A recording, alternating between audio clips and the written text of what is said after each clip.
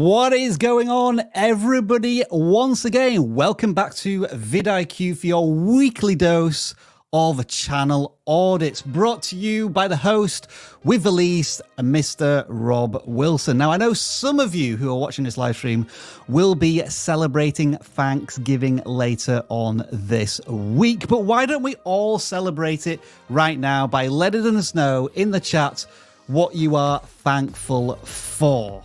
Just type something in there and we'll shout out a couple of those messages of people, inanimate objects, games consoles that you're really thankful for. I am incredibly thankful for the amazing co-hosts that I have with me this week. Introducing, as always, he's the gaming expert, the co-host, this time in the casual seat. It is Dan. Hello, Dan. What are you thankful for? I'm thankful for RuneScape Leagues 4.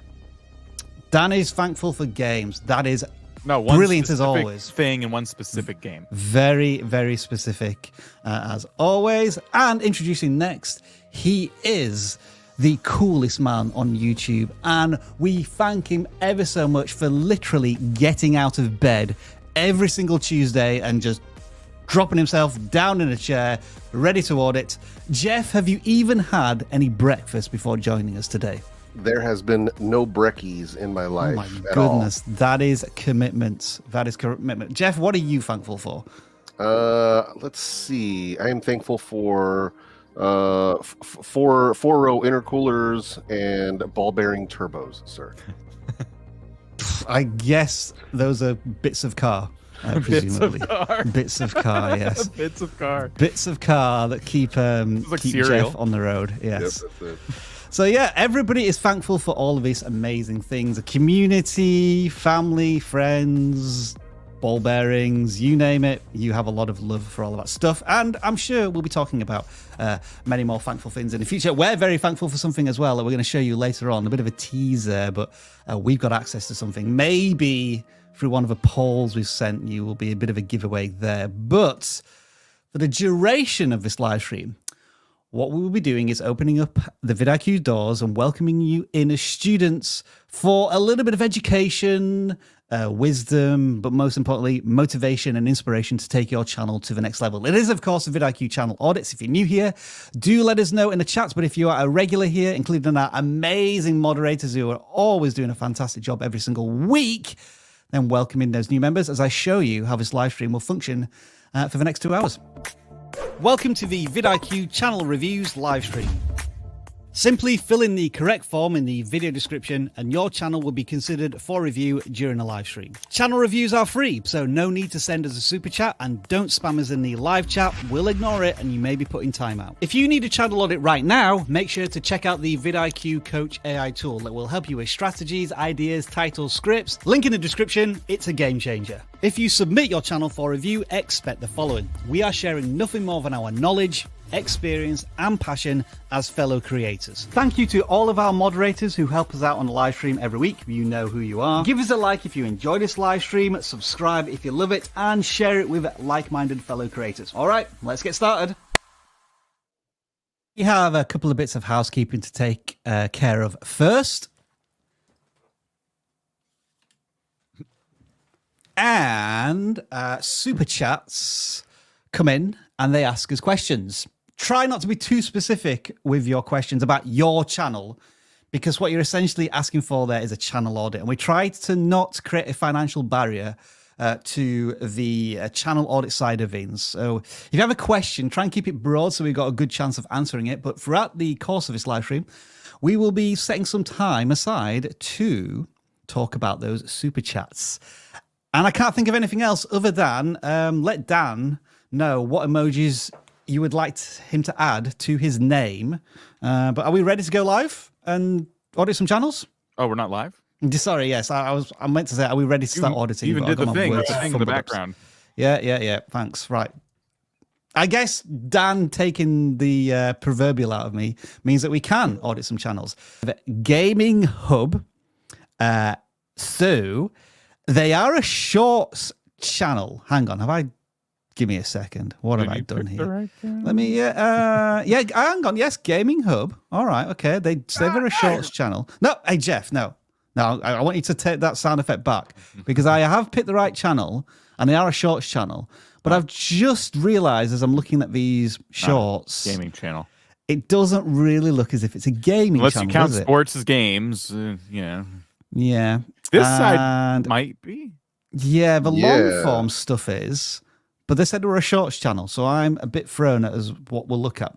I guess we have to look at the long form content because it is gaming, and they have posted fairly recently. So here we go, Dan. Yeah. Have at you. Let's check. Let's go right back to channel focus for a minute because you can absolutely post shorts about topic A and longs about topic B on one channel. Go for it. Knock yourself out. To create a strategy though, like that has the chance of possibly like crossing over some viewers. It's not going to happen often, but it does happen. You really, really want those two worlds to be similar. You want the shorts on your shorts feed to be very similar to the longs on your longs feed and vice versa. So when we see clips from different sports on your shorts feed, and then we see the long form videos, racing games and things like that, simulator games, it's completely different audiences on the two. Again, you can do that. You can just basically grow two channels side by side, but I think you're creating more work for yourself than you need to. So that's like the first tip. Second tip, I guess I just need to kind of look at the titles for a minute, see what I start to like glean from these. Don't miss the ultimate Supra customization car for sale. Okay, so like that got truncated. My account got resetted. Car for sale. Okay, so there's a game called Car for Sale. I think it's a mobile game. Okay, right. And this seems to be kind of what they're doing in terms of their gameplay content. Yeah, here we go. Okay, so this is interesting. Wow, this is really interesting. A channel with 10,000 subscribers 8 hours ago with a 32,000 view video. Yeah. There is traffic here. There is certainly traffic for this game. Great. Okay, let's look at the top again. Let's see why people are watching those videos. So, Car for Sale Simulator Part 1, the beginning. Now, this is a channel with 5 million subscribers. They can do boring titles like this, all right? No offense to Timar. I find that to be a very, like, boring title. Ho-hum. Oh, I'm going to play Car Simulator. Great. New sleeping location for car, or in car. Okay, wait a minute. A new sleeping location in car. That's an update video. The most depressing simulator game ever. That's like a funny review kind of video. That's from Call Me Kevin. Just a lot of great work. I wanted to look more into this one, Dan, because this channel is just blowing up on this particular topic and using tried and tested formula of listicles, in particular myths around this game. Wow, look at, I mean, we've talked about whether you should just use the same title over and over again. But when you find a title and a thread, you can just slam into it aggressively with content like this. And it's, I mean, look at this. They did some GTA 5 in there. So I think they might be trying this with other games too. The GTA 5 one didn't perform as well, but look, 17,000 views. Still 17,000. Great. Yeah. I'd be very happy with that. But yeah, Car for Sale Simulator is a thing right now, which is great. So this is what it looks like to kind of niche down into one topic. What this channel needs to do is do exactly what we just did. Look at the channels that are performing well right now. And I don't want you to compare yourself to them. Do not worry about the fact that they have more views than you and they posted a lesser video, quote unquote. Look at the titles, look at the thumbnails, look at the topics, and then watch the video and see how they cover those topics. Because just the fact that you've played and recorded yourself playing this game, that's not enough. You need to bring some value, because I can download this game right now and play it myself silently in my room. I need to go on YouTube and see something of value, something that I'm not doing myself, whether it's update videos, tips and tricks, or you're doing something really funny in the game, a challenge. That's why I watch gameplay on YouTube, because I want to take a game that I like and watch it played from a different perspective, not the same perspective. So that's for all gaming channels. We're going to see a lot of gaming channels today. We're probably going to run into this multiple times today. And I think what we're going to do, Rob, is refer to them back to this section of the live stream, because that is like the #1 piece of advice when we see channels like this. I just want to comment on the thumbnails as well, in that it's like a generic supercar, and you can't really tell what driving game this is from. Whereas if you search, the seems like there's more of a theme and a branding, like car outside building, car outside showroom. You get more of a sense of these thumbnails are from car for sale.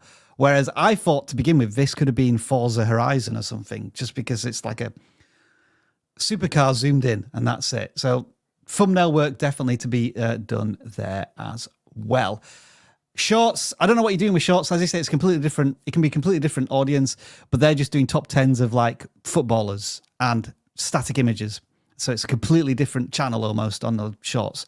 We won't go into that on this channel audit. But unless Jeff has anything to add, final thoughts, we can probably move on. Yeah, not necessarily. They definitely got to work on that packaging. But yeah, I agree with what you guys have already mentioned. All right, then. So a bit of a self-indulgence here, as always. What video game are you playing right now? Thanks, Dan, for that appropriate music. So I ask every single week, what video game are you playing? And yeah, I'm going to throw that question to Jeff. What are you playing right now, video game-wise, if you're playing anything? Sounds a bit loud to me, Dan. Might just want to tweak it down a little bit. I did manage to finally start Assassin's Creed Mirage. Oh, okay. So finally did manage to start it. So yeah. Getting into that, but sadly haven't had as much time to play it as I can. So doing that, but I also downloaded Spider-Man 2, so hopefully I'll get a chance to play that as well. Just haven't started that one yet. But now, as I understand it, the new Assassin's Creed is more of a callback to the originals, where it's more stealth rather than just hack and slash. Is that true, or have you not been able to play it enough? I haven't been able to play it enough, but I feel that that's the way it's going. Okay. Dan, again, the volume just seems to go up by itself on this. Tweak it down a little bit. And tell me what it's boring. I can almost not hear it. So I'm just fully invested right now into old school RuneScape's Leagues 4. If you know the words I just said, maybe you're excited for me. So yeah, that's just, I'm going to, for the next 52-ish days, well, I'm probably not going to stick with it that long, but that's how long it goes on. It's a temporary game mode, and it's a lot of fun. So, Dan, you can keep clicking on games people are playing in the chat. I'm still working through Horizon Forbidden West, and I'm not joking, I'm finding it a bit of a slog. The storyline is impenetrable. Like, there's too many characters, too much lore. I'm finding myself skipping through the storyline, and that's something that I don't often do. I just want to play the game. And the difficulty is really weird in that I feel as if I'm underpowered and under-equipped to take on anything at the moment. Because it's open world, you can go anywhere. It's almost has that Breath of the Wild feel to it, where all of a sudden you just enter a zone where it's one-hit kill, and you're dead, and it's like, oh, well, that was a bit annoying. I wish it hadn't have done that. But I am also continuing to play Warcraft Rumble. Is anybody in the chat playing that yet? Because I am starting to get dangerously addicted. I've not spent any more money on it, but I am doing a lot of level grinding and unlocking characters. There's a really good single player to it. It's not just PvP, so that's what I'm really enjoying there. So yeah, a lot of games being played, as always, by all of you. And we'll go back to some channel auditing now. Thank you for allowing me to indulge myself, and I hope you enjoyed the music. So the next channel we are going to audit is Sketches.n.Scrubs. 8,500 subscribers, so a channel that has found some success on YouTube. They're already moving forward with their channel, probably monetized at this point. I'm seeing crafts and arts, but I'm also doing vlogs in the channel banner. Dan, you brought this channel to us. Tell us a little bit more. Yeah, I got really excited when I saw this channel because we've talked about a lot of, in the past, a lot of arts channels, crafts channels, things like that. So I'm talking if you paint, if you do any kind of crafts, like we've always kind of struggled with channels like this, right? It's difficult for us. We're not in the space, and we haven't, I guess I should speak for myself personally, I haven't seen a ton of channels, like other than massive ones. I haven't seen a lot of like middle tier channels that have found some success and you can kind of start to track their journey. Then this channel comes along and I'm like, wow, the views here are really interesting. There's a lot of subscribers. And what really became clear is when I hit popular, there's a very clear through line with all this content, and it's about hauls at different locations. The most popular stuff, are you meaning? Yes. Right, okay. So they're really, what they're doing is what a lot of channels do. Almost regardless of niche, a lot of channels can get into this. They are reviewing products in a way. They're showing you where to get things. They're showing you how much they cost. They're talking about their favorite things. They are you know, they're an influencer. They are influencing people's buying decisions. So they're probably showing up a lot in search, I imagine. They're building a community. The comments on their most popular video were just really passionate. They, you know, I had to look at them because I was just very curious to see the type. I want to know the type of people who are watching, and they were just the kind of people who love to shop for art supplies and love these stores that the creators visiting. There's a lot going on here that is positive, and I think, you know, what's a good sign is when the comments are like about 100 words or more, like there's a paragraph. Somebody has spent time really engaging in the content and creating a thoughtful response, and there seems to be plenty here. Because mostly on our channel, it's awesome video or how do I get more views? Yeah, but the algorithm's rubbish. But all of them here is like their experience of and this is I always love it when I see these. I saw this video pop up in my recommendations. The YouTube algorithm is working for this viewer. Yeah.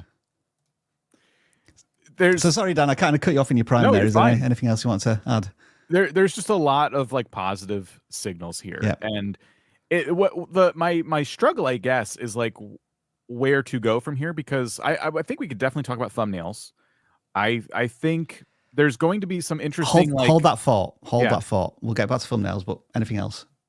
There's just some interesting like topic shifts that this channel is probably going to want to experiment with. They don't probably always want to go into stores and purchase products and things like that. So a lot to kind of dig into here. There's probably some seasonal stuff that they may be wanting to approach down. Like they've started to do Christmas and Black Friday stuff. So they've got that in. Perfect timing for that. But there's all sorts of gift giving going out over the next 6 weeks. So maybe look at that as well. Jeff, stop typing. I've got a question for you, Jeff. My apologies. People keep pinging me while I'm in the middle of this. It's all right. I'm only yanking your crank. Right. Subjectively speaking, which do you think are the best thumbnails that you can see on screen now? Because we've got quite a different palette of thumbnails. Is there any that are jumping out to you in particular? The black and white would be the first one that comes to mind on the top far right, mixed media kit. That one, because it's contrasting against all of the color. So that one immediately kind of pops out to me. Second one would be the one, the second row and second from the right, all my sketchbooks review sketchbook tour, where there's no text on the thumbnail, just the books and the creator. So that gets my attention as well, just because it's just a little bit different. But those are the ones that really kind of caught my eye. Yeah. And as I was scrolling down, it looks to me as if when the creator is in the thumbnail, the views are just maybe a little better, like 20 to 30% more than without, in this small sample size. But the reason I'm saying this is there's a tool coming for this creator and all of you, which is going to help you make some really big decisions about your content. And I thought, now we jump into it. I know we're going to go off channel audits for like 5 to 10 minutes here, but we've got our hands, through no favoritism. We didn't ask, well, I think we asked YouTube and they told us to go away, but they have now unlocked A/B thumbnail testing for us. So I thought I'd give you a little guide on how it works. When you execute an A/B thumbnail testing experiment, you will see it as like half of a thumbnail or a third of a thumbnail. We had a couple of experiments running. Is that the only one we've got running at the moment? Yeah, it's the only one we've got running at the moment. But let me just show you how it would work if we were going to do a test. You go to edit the video, and then you click here, and you can do a test and compare. So if we click here, this would allow us to upload 3 different thumbnails, which is fantastic. Now, let's go to the experiment that we're currently running here. I don't know if we'll have any results yet, but we'll see. You go to the reach section, and yes, we can see the results that are running for this test. And so it's very clear for us that this white background creator and then a big phrase from the creator is outperforming the one with the graph. Now, interestingly, we did another test on this one where we had the creator just stood in some plants holding a YouTube logo and stuff. And that was like, really, we took a lot of time on that, but it didn't work. And so this is really starting to educate us now on the different type of thumbnails. Dan, you're going to have to turn up the music off. It's driving me nuts. I'm sorry. I'm sorry. It just sounds horrible for some reason. No, sorry. But what's going to happen is after a certain period of time, YouTube will decide for us and say, hey, thumbnail 1 is getting a lot more of a watch time share, and then automatically start using that thumbnail. So yeah, it's showing the watch time share here. It's not showing click-through rate. It's just showing of the two, these numbers go up to 100%. This one is getting nearly 60% of a watch time. This one is getting nearly 40% of a watch time between the two thumbnails. And it will pick one of them. And we've done all sorts of experiments. I remember on this one, we experimented with 3 different thumbnails to begin with, and then we boiled it down to 2 again. One where it was showing you my AI channel had been terminated. Another one with just this, something I actually created in ChatGPT, DALL-E. I created that image and added a band to it. And this one was a clear winner. YouTube is deciding to use it and taking it forward. So we're still learning here. Still some little quirks with it that we have issues with. But like, Jeff, have you seen this yet? Do you have access to it? I'm curious what your thoughts are as somebody who's been just exposed to this for the first time right here. Well, I don't have access to it. I've seen it from other people's perspectives who have been using it, so that's pretty cool. I'm excited to get my hands on it whenever it does manage to land on my channel. For whatever reason, it's like I'm part of early access for some things, but not for other things. And it's always the things I don't want that I get early access to, and then the things I do want, I have to wait for. Yeah. So it's weird. Whatever group my channel is grouped in is not a good group. So sadly I don't have access to it, because I was hoping I did. When I uploaded a stream yesterday, I was hoping that I could play around with a couple of different thumbnails, but alas, I don't have access to the tools yet. But either way, I would still tell people to get in the habit of making multiple thumbnails so that they could be ready whenever this does roll out in a wider fashion to people. Here's an example where we tested 3 different thumbnails. So 2 are quite similar. One was something that we tried completely different. That one clearly didn't work. These 2 were close. But it was interesting that we had a thumbnail which had smaller text, but it was more well received than the one with a very clear text. So like we're discovering some really new things about how our audience interacts with the content. Dan, go ahead, Jeff. No. What I was going to say, one thing that I think people would find interesting and some people find confusing is the fact that they're not using click-through rate for this, the fact that they're using watch time. And as explained to us by YouTube's own engineers, watch time is a far better metric of viewer satisfaction than click-through rate. So that's why they're not using CTR. This is also another reason why I tell people to stop focusing on CTR so much. I have counter thoughts to that, Jeff, but we haven't got an hour to go into them. No worries. Dan, you made a great point when we were having a meeting about this yesterday, but I've forgotten what it was. So remind us of what it was. Yeah. If you go back to the Jenny video for a second, there's a theory I have about this tool, and this is not definitive. This is just me spouting off.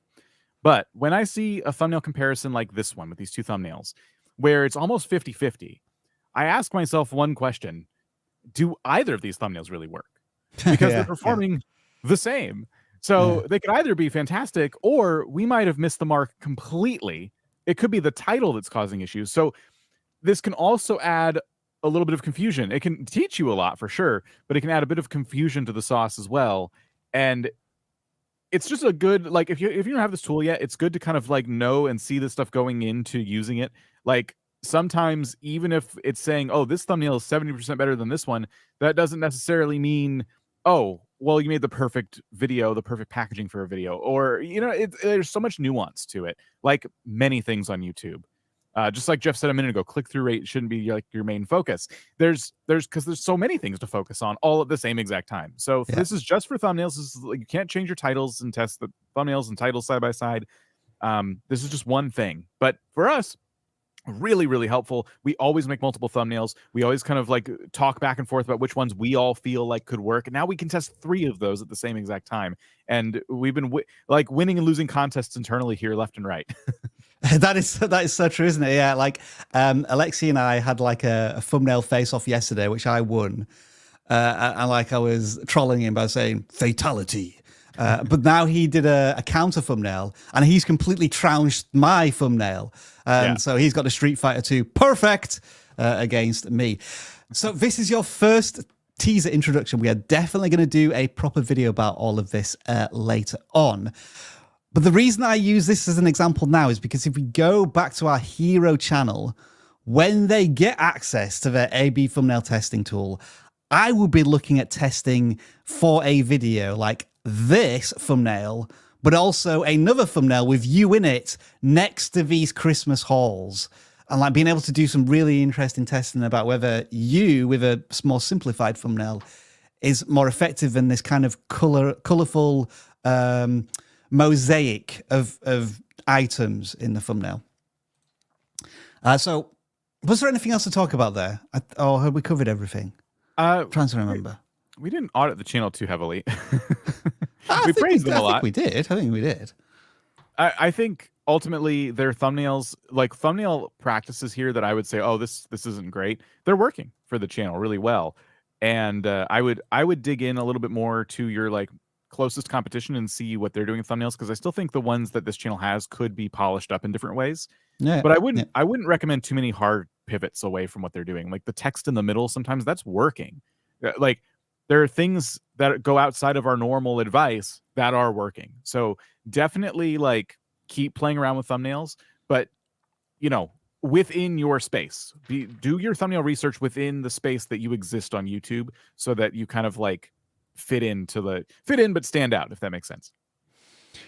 All right, you know what it's time for? It's time for a little segment. bit of more garbled music.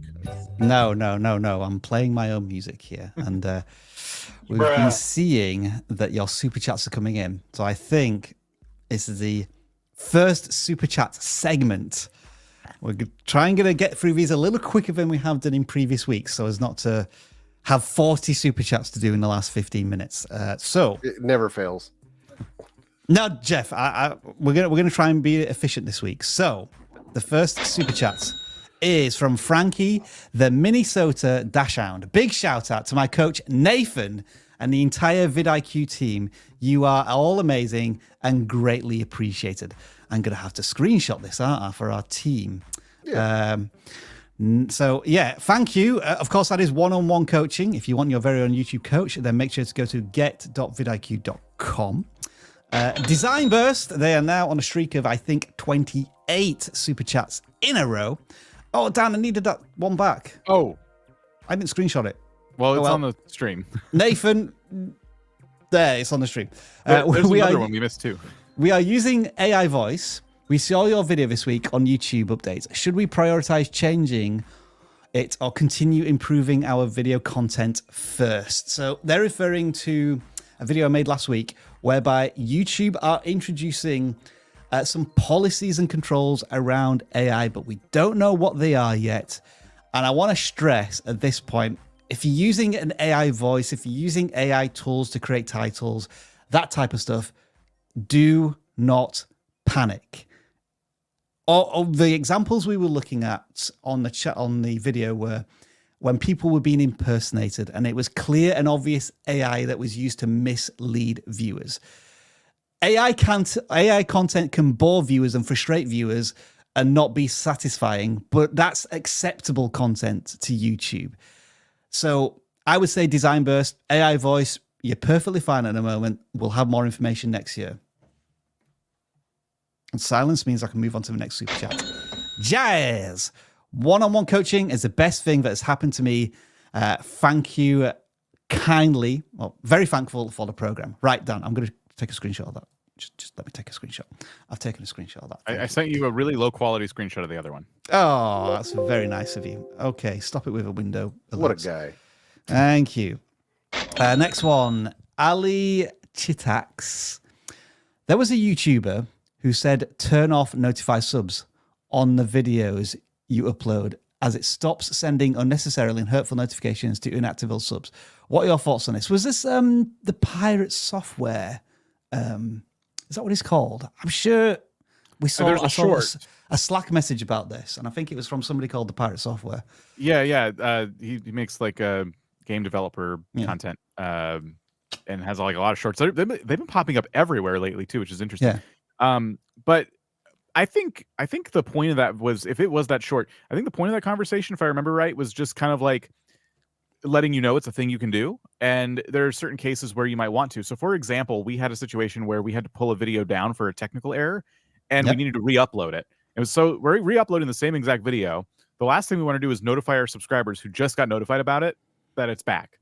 So there are cases where we've turned it off because we didn't want to bug people, but it's a very human thing to us. It's not like a trick to the algorithm, like, oh, I'm going to game the system. I don't look at it like that. I think it's more of like a courtesy thing. There are times where you'd want to notify your subscribers and times where you would not. And for us, that was a time where we would not. But it's just being nice to your audience. That's really what it's about. It is very likely that the video will tank to begin with if you do that, because you're cutting off a portion of people who would watch the video. Yep. But having said that, with the video that we had to do it for, it has subsequently gone absolutely viral.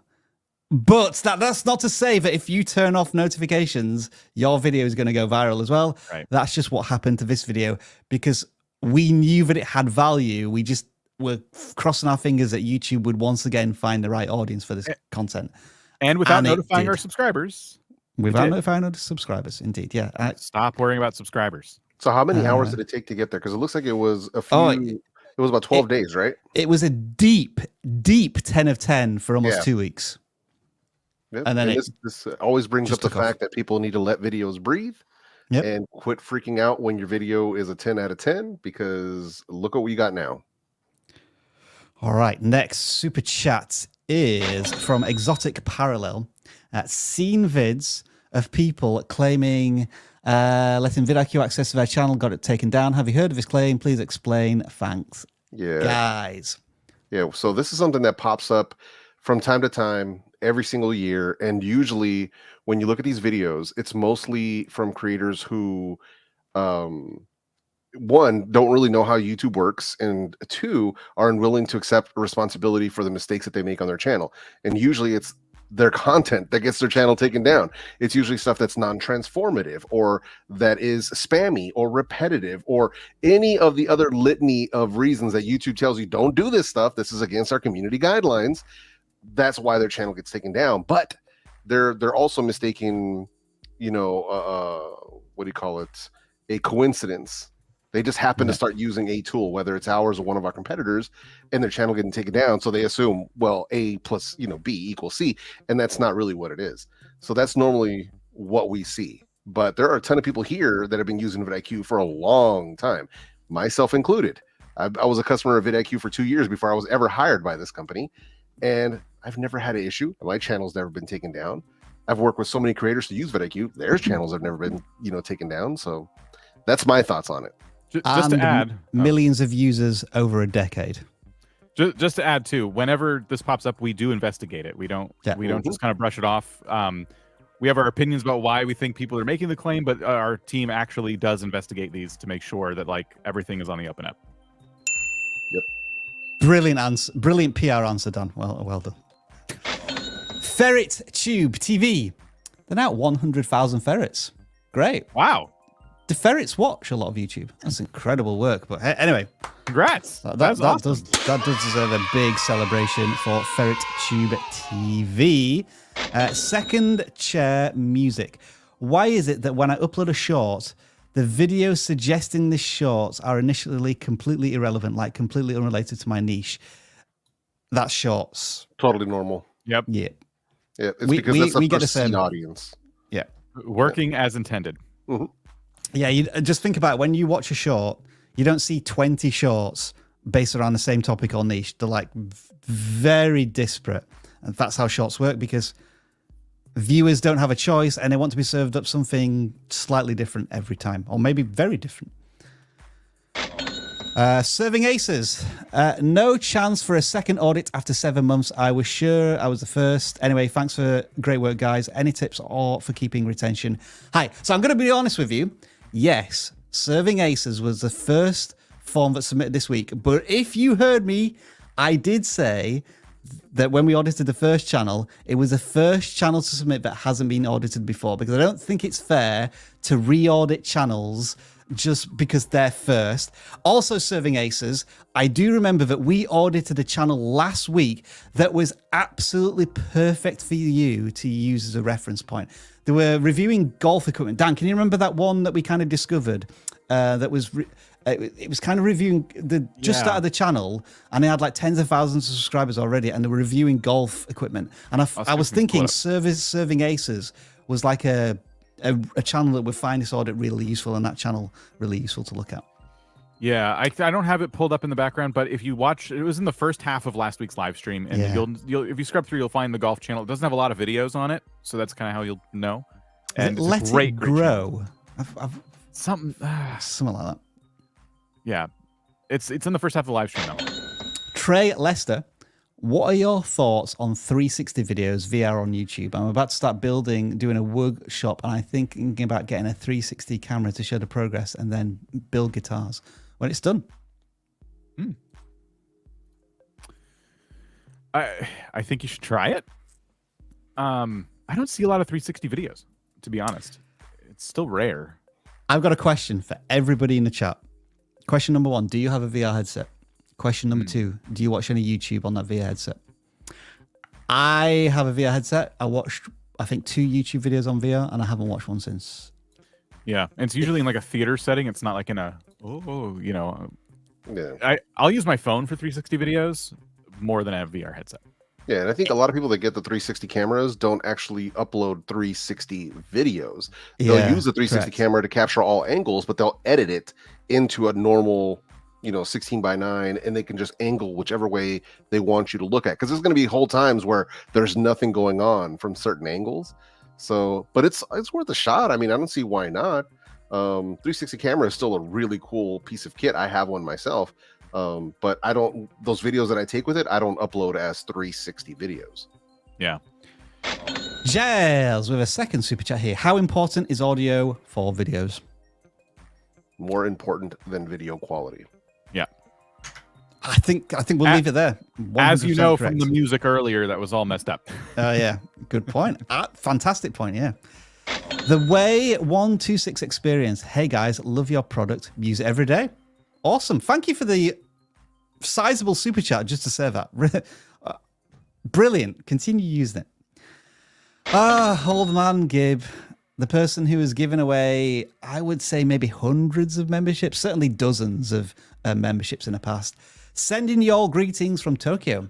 May you all have a wonderful Thanksgiving, Christmas, and New Year's. May all your channels prosper and grow. What a lovely message there from old man Gib. And we'll make this the last super chats before we go back to channel audits. Exotic Parallel. Why are we getting multiple super chats here from creators? Why are they delaying YouTube's thumb test for everyone? I don't think they're delaying. They're just making sure that it works, getting feedback. Like, I seem to remember that they first tested it with dozens, then hundreds. Now I think they're in the stage of testing it with tens of thousands of creators. So just imagine when like 10 million creators get the hang of it, and they have to deal with at least, maybe double or triple the number of thumbnails on the platform. There's a lot of load there, and there's a lot of feedback that YouTube needs to take care of. So it is coming. Just be patient. Shall we end the super chats there for now? Yeah. Yes. All right. Just got to click a few buttons to make sure everything is where it should be. I need to hide this one. Okay, that is hidden. Right. So what I want to talk to you next about is another way you can get your channel audited. Sometimes we do competitions through Twitter. Sometimes we have Discord Creators of the Month. But today, from our Facebook group, Victoria, our wonderful multi-accented community manager, asked a question. It was a challenge. And they wanted to find out about like a specific problem or approach and how they approached it with a positive result. And we got this wonderful message here that I'm going to throw to you, Dan, to read out, because you have such a wonderful voice that we all enjoy listening to. So this was from Tony Greenlaw, PQA, and this is their story and the performance of a recent video. Take it away, Dan. You gotta read the whole thing? Yeah. It's so long. All right. So my wife and I have a young, less than 3-month-old channel about traveling with teenage kids, and our videos approach 1,000 views on average. Our videos are usually either just above or below that mark after a few weeks before petering out to nothing. We started the channel strong with a 7-episode cruise series, then pivoted to include other kinds of travel, which the audience seemed to hate. Nicely done. Keep using the word audience in place of algorithm, because that I wouldn't say hated. Your audience probably didn't hate it. They just weren't interested. It wasn't their thing. Anyway, some of our newer videos haven't broken 600 views, even 6 weeks after posting. This week, our video was dying after only 24 hours. So I started promoting it in a few external groups / forums, sometimes sneakily so. And wham, it got 563 views and 68 watch hours in just 2 days. And the algorithm keeps pumping it with more gas every 6 hours or so. You know what? I wanted to play the sound effects. I wanted to play at that point. I wanted to play the "Wake me up before you go." You can't do that though. Sorry, you'll get in trouble. I hope somebody got that joke in the chat. Pumping it out. Picked up 25 subs in less than 2 days. More coming every hour. No signs of slowing. I think it happened because I promoted it directly to hundreds of people who already were interested in the topic, most of whom I had to PM to the link to individually by hand. Whoa! When they asked for it. Okay, wow. I have a whole thing about this, but it worked out for this creator. But anyway, but I also simplified the thumbnail and title, SEO'd the hell out of it, and title and description, and just in general learned from A, my mistakes, and B, vidIQ videos. Thanks, guys. So there you go. They are at 325 subscribers now, over 2,000 watch hours, 35,000 views. So hey, congratulations. Glad that worked out. Real quick, you don't need to do that much legwork on YouTube. And I do hope that now that you started to get some audience in your feed that knows the content and enjoys that kind of content, YouTube can start pushing it organically, because no one should be spending their time linking individual people, their videos. Even if people are cool with that, it's so much work that you should not be doing. And at vidIQ, that's like what we want to help you do. Not spend time, linking your videos like that. Two things. First of all, Dan, thank you for reading it out. I didn't realize that was quite such a big. I told you it was long. Bit of text, but well done. And then I remember back in the day when I had a tech channel, and I would post a video and then spend about an hour posting the link to all of the forums I was in and on Reddit and Reddit groups where I thought the content would be useful. I don't think it ever worked. It was always the organic traffic from YouTube that finally picked up the video. Having said that, Todd has suggested that external promotion of your content can be successful as well. Anyway, let's take a look at the channel in question. So they are one of our Facebook group members, which is free to join. So do check out the link in the description. And it is Traveling with Teens. They have 350 subscribers. And to give Dan a verbal rest, I'll let Jeff open with remarks on this channel. All right. So one of the things that I was hoping I would see here is at the very top a value proposition as opposed to just a logo.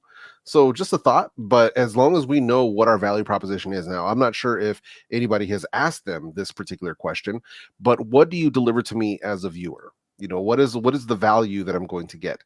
Now, is it, well, maybe they have a little bit of it in here as well, but the elevator pitch, can you put that into 3 to 5 words that can go onto your banner?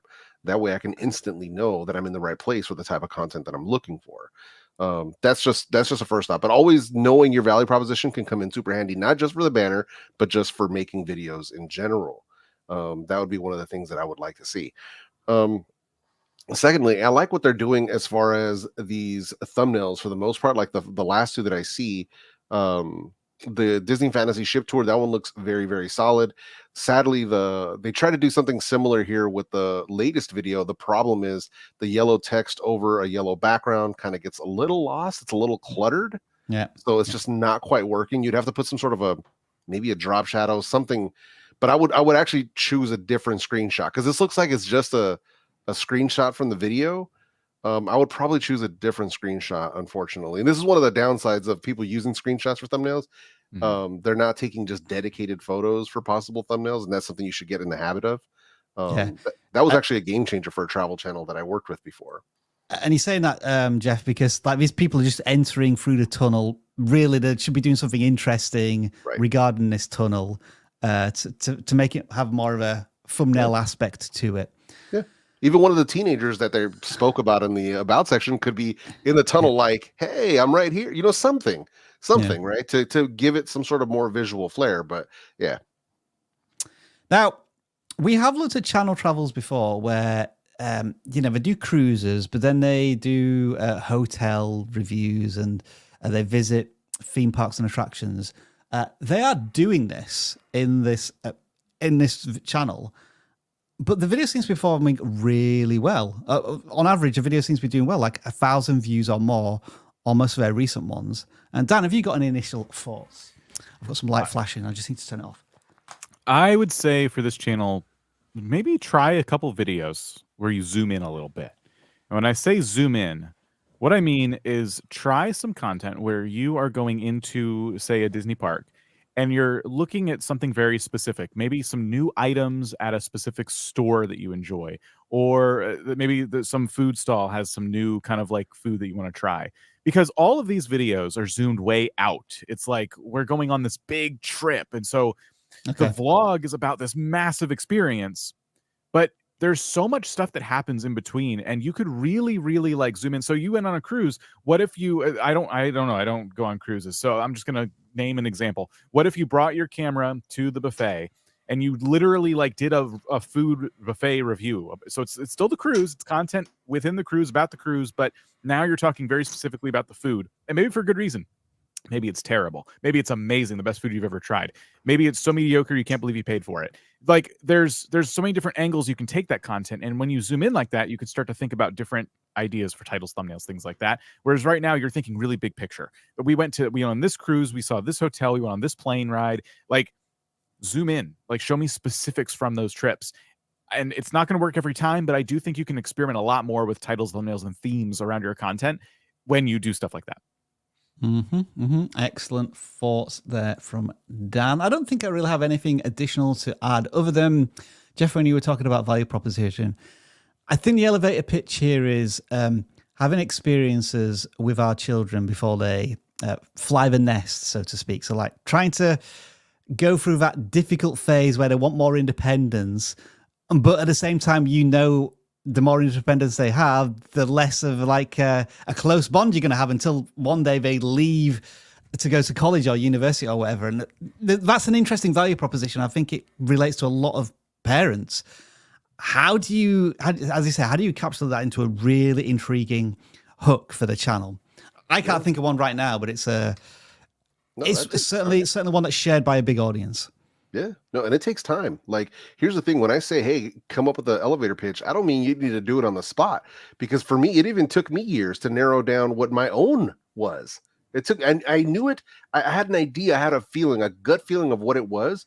But it wasn't until almost 3 to 4 years later where I actually finally was able to put it into words that made perfect sense to me. So don't think it's something you have to do right away, but something that you should be working on as like a long-term project. That is Traveling with Teens. So the next channel we're going to audit here. I'm taking a little bit of a risk with this one. They call themselves Official LeahJude. And on the form, they describe themselves as a music education channel, and they do on their channel banner. However, when I start to look at their videos, I get the feeling that they're more of a, I don't want to call them a drama channel, but there is some sort of gripe with BeatStars because every single title seems to expose or defraud or find fault with whatever BeatStars is. And that feels like quite a departure from music education. But what also scares me is that I see Ed Booth here, the proliferation of creator courses. I'm worried that LeahJude may do a video on this channel audit. Oops. Which may be, I don't know. Go for the trap. Yeah, maybe I've fallen for a trap. But they submitted the channel. I thought it was interesting. It just feels like there's a mixed message here. The creator had an idea in the past, but life experiences have taken a turn so that they have a new idea for their channel. Thoughts, Dan and Jeff? So, yeah, I think that they have been experimenting with content that doesn't seem like it has anything to do with music. I could be wrong. I'm not watching the videos, but they are asking some pretty interesting questions. Like our creator course is worth it. Like they're going to give their opinions on that, how the algorithm actually works. So they seem to have like a lot of different interests. and they're putting it on one channel, all in one place. And there's a couple music things that pop up here and there, but a lot of this seems to be interest in like YouTube culture and things like that, specific people, creators, all that fun stuff. It feels like a couple different channels are running here within one. And if you were going to you filled out our form and, you made it clear that you're a music education channel, maybe it's time you like kind of put two channels up, which side by side. Like maybe you need to do one that does literally focus on just music education, and then whatever you would categorize a lot of these videos as. I don't want to say drama because I don't think it's that, but whatever category these falls into. Because what I'm saying basically is there's two very different things going on here, and as we scroll down, I think the music stuff starts to come back. It's like they pivoted away from music and into something else.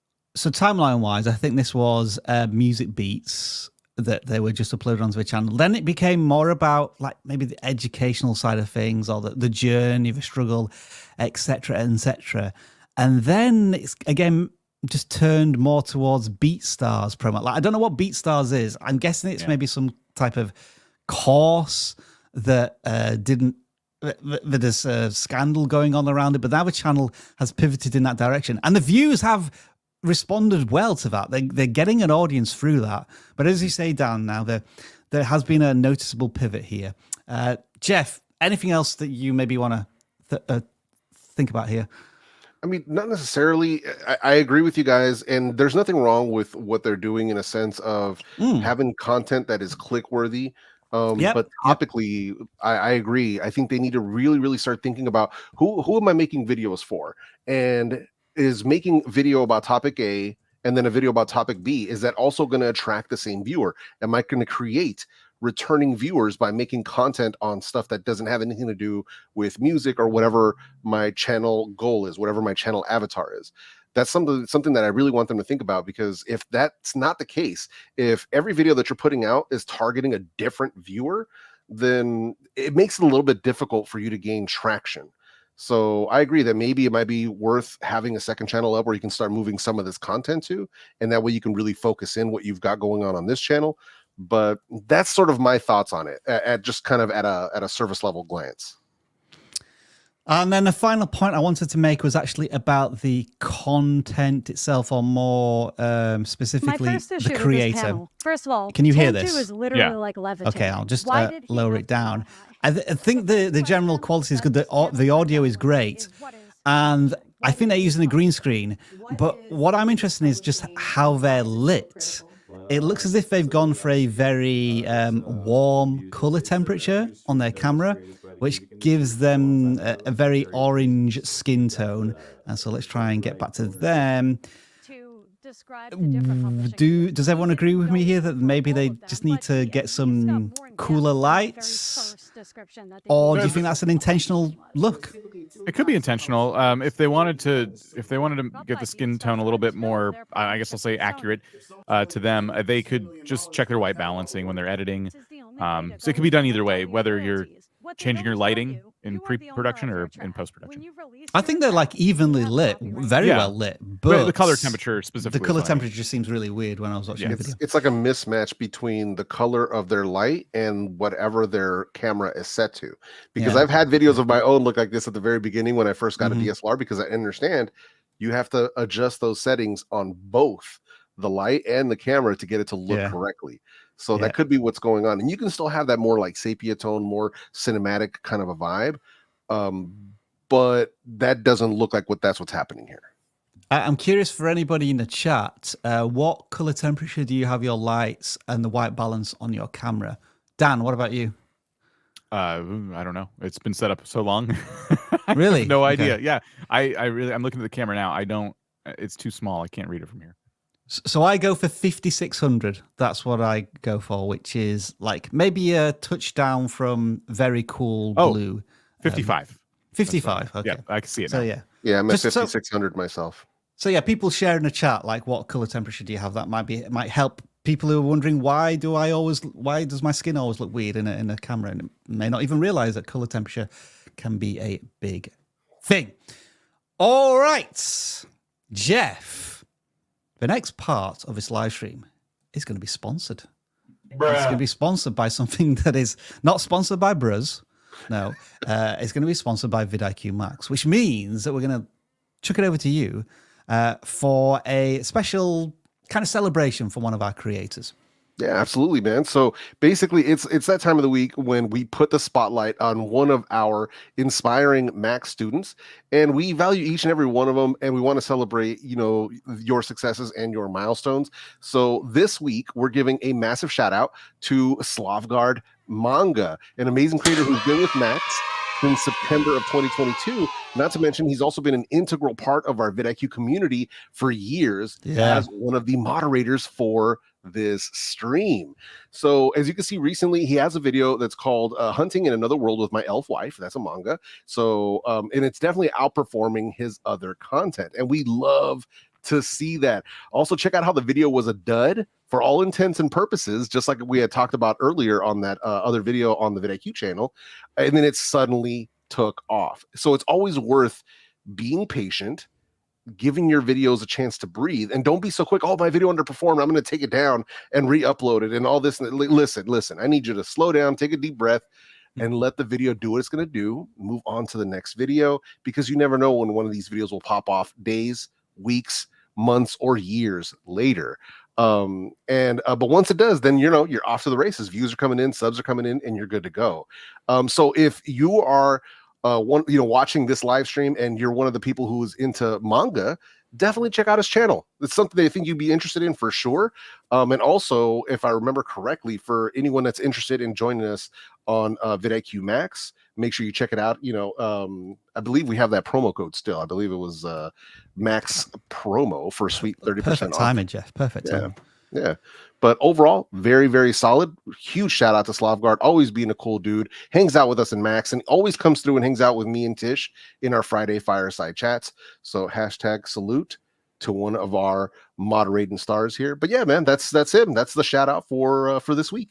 And this is one of these channels where we look at it from the layman's term, and it's like, this could be completely innocent manga stuff, but at the same time, oh my God, there's definitely an audience for it on YouTube, but we don't want to click on it. The video we're talking about here, Jeff, is this one, right? The Hunting in Another World with My Elf Wife manga. Obviously, what we would suggest here is a double down opportunity. Whatever anime this is, or manga universe, let's double down on that content and that topic, right? Give the audience more of what they've just been exposed to.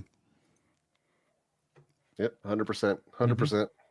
Dan is staying silent throughout this. He just does not want to. He doesn't want to get involved in fantastic risque manga content. So we will, I think, leave it there. Other than to say, of course, Jeff, for more information about vidIQ Max, where you can get peer-to-peer learning with fellow creators and build up an incredible network, and get group coaching. Let me stress that, group coaching, where you're in conversations with Jeff, Travis, Alexi, like on semi-regular occasions, and then the weekly fireside chats and so on. vidIQ Max is a place to be, and there are no limits on this. We've got unlimited spaces, so 761 of you could join vidIQ Max right now with that promo code and get more coaching and some fantastic conversations that often go in there. Yeah, cool. Right, okay. The sponsorship has ended. That's it. There we go. Thanks. The sponsorship has ended, but the promo code will stay at the bottom for a little while longer as we now take you to the next phase of this live stream as I try to find the right thing to click.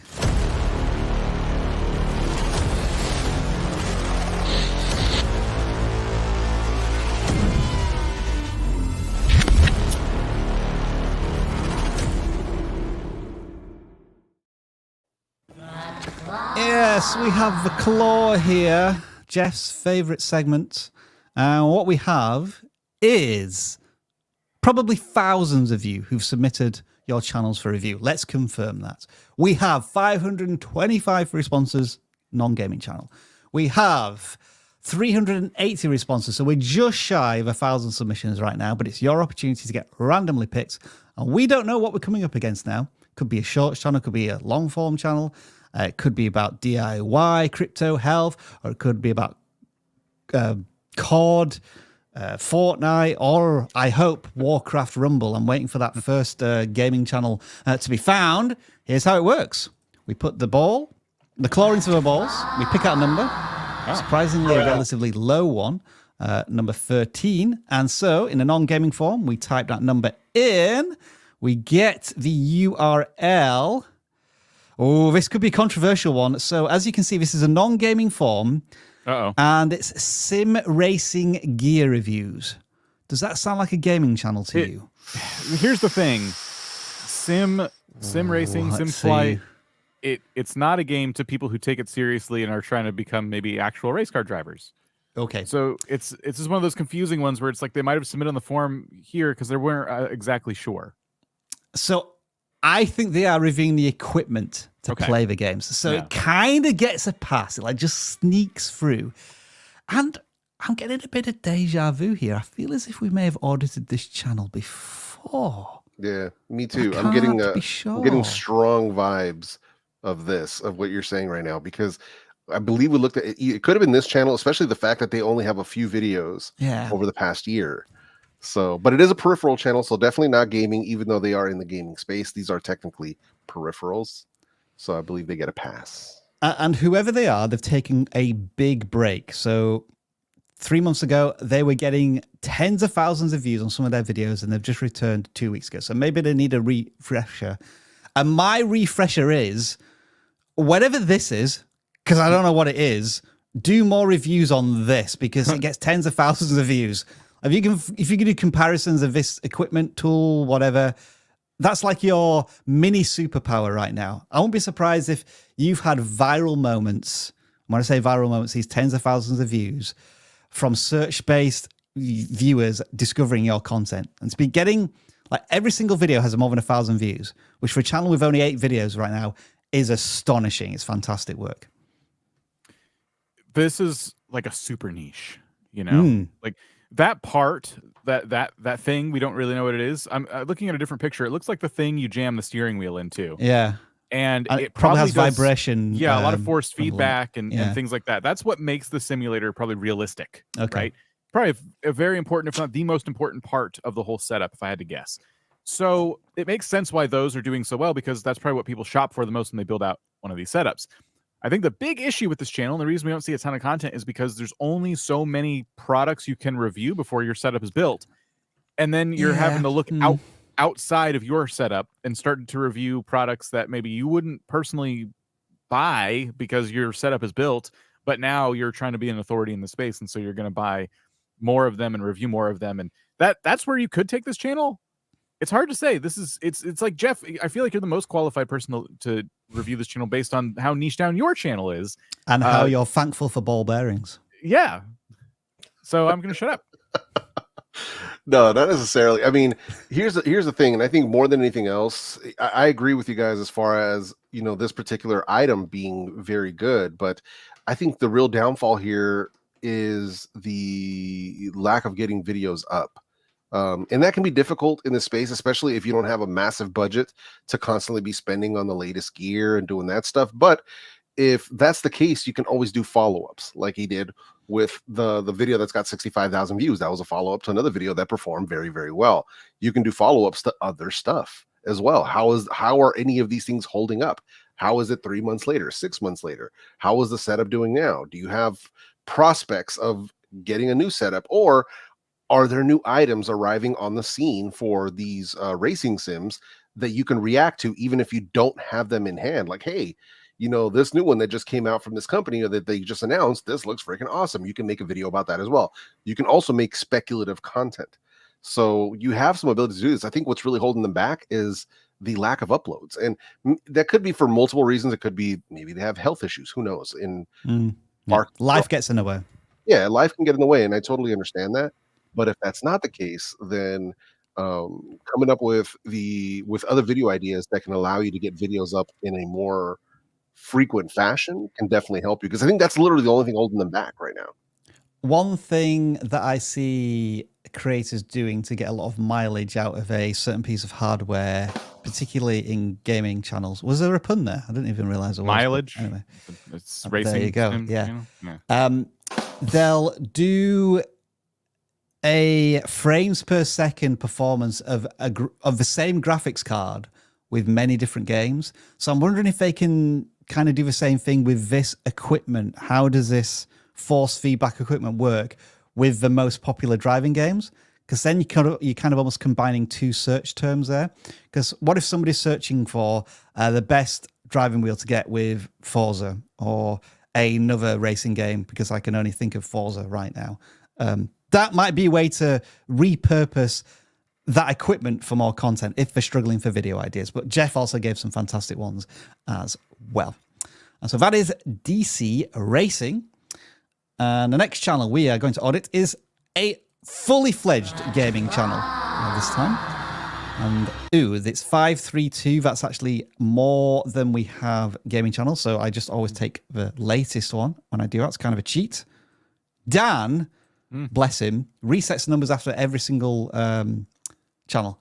Yeah, I can't be bothered to do that. I'm too lazy. Hang on a second. Hang on a second. Let's try that again, shall we? Yeah, it's definitely not the same channel. I just can't copy and paste today. ToastAway, 1,000 subscribers. So they've hit a big milestone there. They did describe themselves as a horror channel.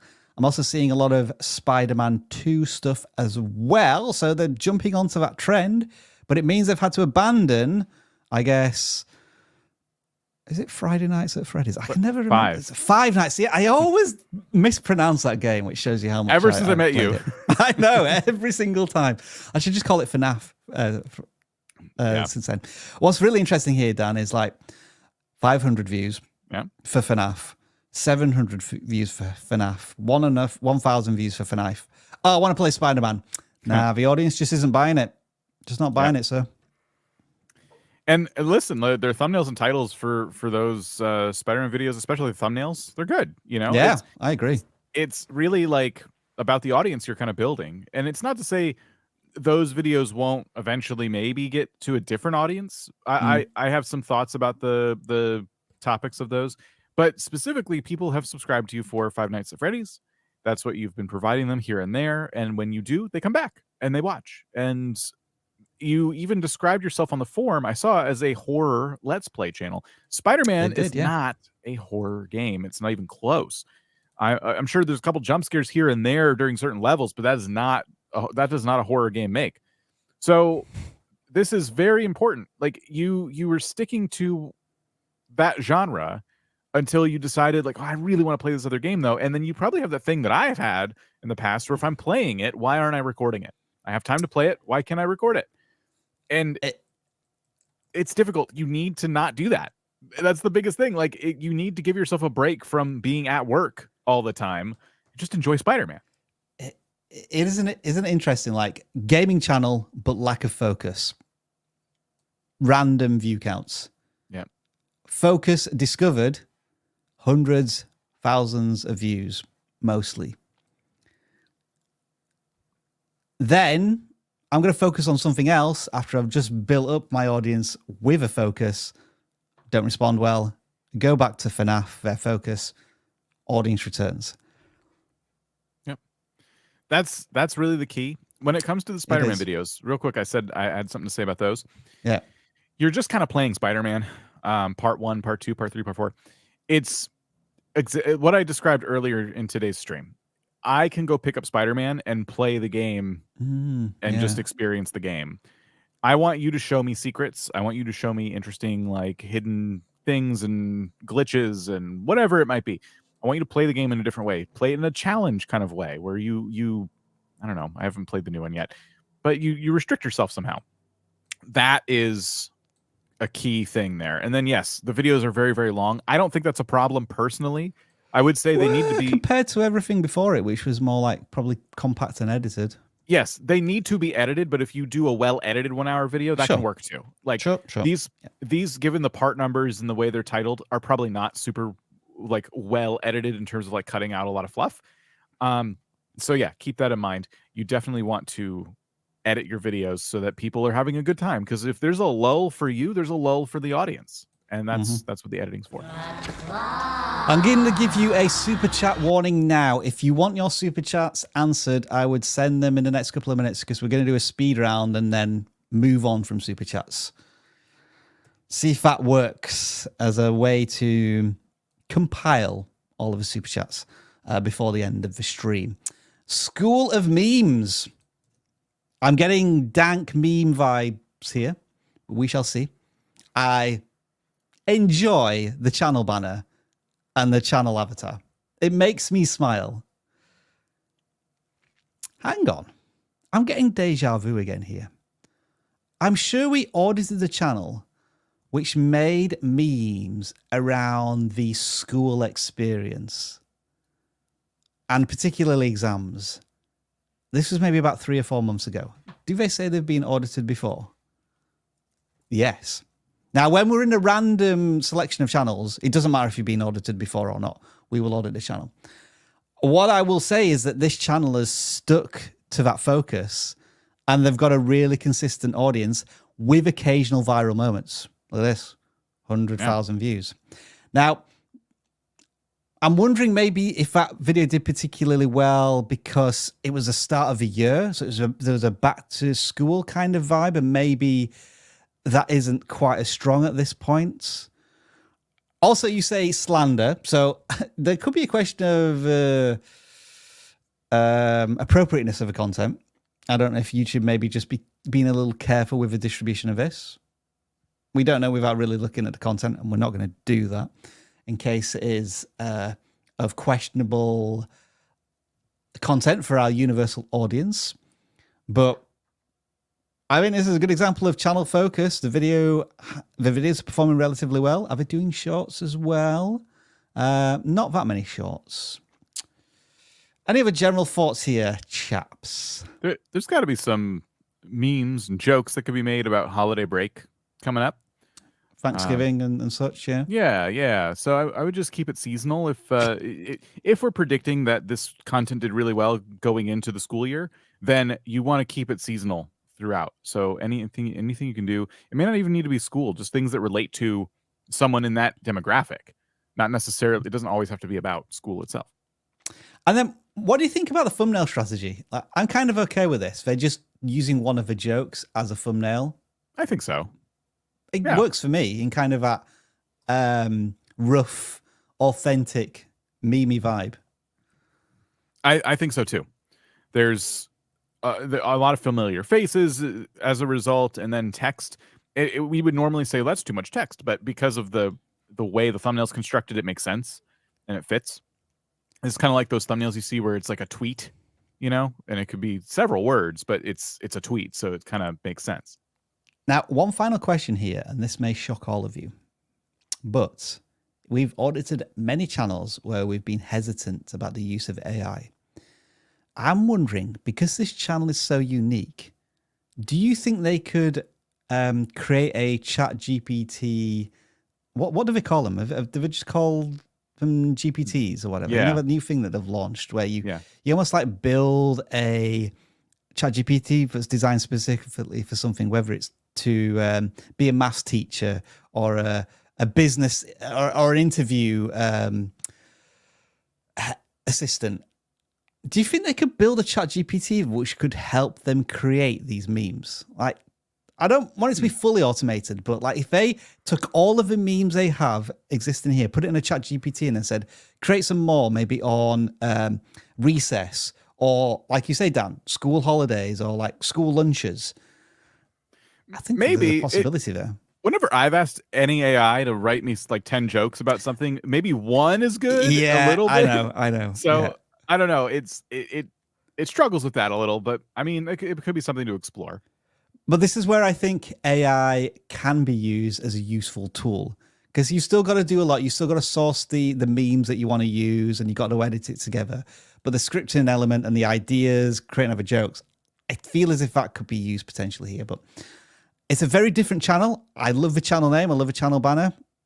All good stuff there. Right.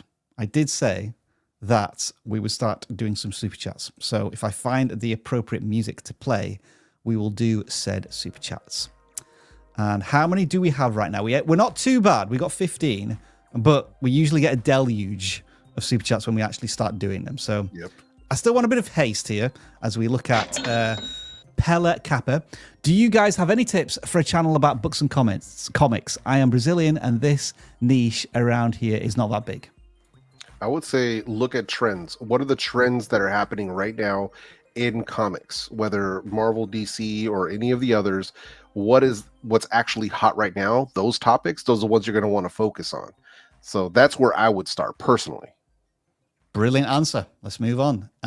Exotic Parallel. Is estimated revenue before/after YouTube's cut? After. Correct. I think the only figure that shows before YouTube's cut is CPM, right? It shows the CPM, the combined CPM, and then RPM is after the cut plus extras. But yeah, estimated revenue is more or less what you should be earning, but it's never 100% accurate. So don't go to YouTube saying, I'm $5 short because the estimated revenue said this and AdSense paid me this. Curious super chats from Flameboy93, who says $20 and then sends us a $10 Canadian super chat. Nice try. Thanks. I don't know how that works. And as usual, we have there's one every week. Please audit this channel. You sending a super chat does not influence whether or not we audit the channel. And I forgot to say it this week. So if you'd gone back through previous live streams, you would have realized that we always get one of these questions. It's one of the vidIQ live stream bingo card things that we should have. Somebody sending a super chat asking for an audit. We'll have to create one of them soon, Dan. Maybe we download one of the live stream conversations into ChatGPT and then ask it to create a vidIQ bingo card. There you go. We did create one like many years ago, but it was I'm sure all of that stuff's changed now. Next super chat. Myth. I have started YouTube almost a month ago. Welcome to the journey. I have only been doing shorts. Do you guys think starting with shorts for a while is better or hurting me? It's better in the sense, in my opinion, to do shorts if you're trying to figure out what to do, because they're so easy to make. You don't have to worry about thumbnails or titles too much. It's just tell a good story. Do something funny or entertaining. It's just all about the content itself. And I feel like that's great practice for making longer form videos. Agreed. Let's move on to the next one, which is 4-star goo. Beards create more views. Yeah. There's your answer. Yes. Jeff, we have a new member of the vidIQ Nation who can now use our amazing emotes, which I hope you all are doing right now in the chat. But they also get an exclusive, I can use this sound effect for the rest of this live stream sound effect. And it is... It's kind of sad, but it's also kind of cool as well. Ultra Archon. Love your content. And I'm doing a gaming channel and writing a novel. The end goal is to merge these two in a way once my novel is published. Any ideas? Okay, so unless it's a novel about video game, a video game, yeah, it's not going to feel the same audience. However, you will have some loyal followers, right? There'll be people who just love everything you do. And you can make a community tab post and say oh, I just released my novel. You can mention it in a video or a live stream once in a while, but I wouldn't go beyond that. I would not dedicate any content to your novel because it's not the same type of content. If you were starting a channel about writing a novel and you wanted to appeal to fellow writers, that's a different story. Dan, brilliant answer. Let's move on to the next one. Apocalyptic retrospective. I review Walking Dead TV horror show. Could too graphic a thumbnail, zombies, guns, make YouTube suppress the video? Well, I think your first problem is reviewing Walking Dead because it is a boring TV series. Old now. Boring. But besides that, yes, there are policies and guidelines around content and stuff can get graphic, but I'm sure there are many, many channels out there that have zombies on their thumbnails and perform very, very well. If you have one or two videos that are outliers and are getting tons of views, well, more views than the rest of your content, That would suggest to me that there isn't anything suppressing your content per se. If every single video was getting like 1 view or 0 views, then you might have a problem. But again, it could just be down to the content that's not resonating with your audience. Yeah, 100%. And I agree. Even with Walking Dead, which I love the first few seasons of it, if you look at its trending nature over time, it's definitely on a downslope. So if you're seeing less performance on your videos, it could just be the fact that audience interest is actually waning on that particular topic. I always thought it interesting how Rick tried to say his son's name in as many noises as possible, even though it was 1 syllable. Carl. Carl, get here. Right. The Bobist. My content is Bob's Burgers centric and quite. Is Bob's Burgers a fast food chain in? It's a TV show. Okay. Animated TV show. Okay. Well, I'm going to be lost on this question. It's really popular and quite unique compared to similar content. But maybe Bob's Burgers just isn't popular enough. But that show is a love of my life. So what's this? The friction between I love this, but maybe there's not a big audience for it. Maybe like similar to Walking Dead, somebody's really getting into it now, but the majority of the audience has moved on. Are we all searching in the background now to see if Bob's Burgers content is popular? A lot of it is like people just uploading parts of episodes and stuff. Yeah, but there are clips.